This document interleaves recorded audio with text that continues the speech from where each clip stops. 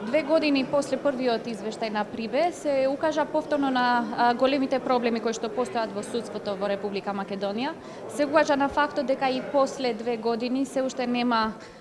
довршени предмети кои што биле започнати од страна на специјалното јавно обвинителство и дека нема уште пресуди за тие случаи, што е навистина голем недостаток на правдата во ова држава. Меѓутоа, доколку ги имаме предвид сите саботажи кои што и се правеа на специјалното јавно обвинителство, разбирливо е дека ќе добивавме ваков извештај од Прибе и сега. Добро е што овој извештај е многу конкретен и јасен во тоа што треба да се прави во Република Македонија. Исто така е добро што се нагласува дека не треба да се направат драстични и радикални промени и да се воведе нов начин на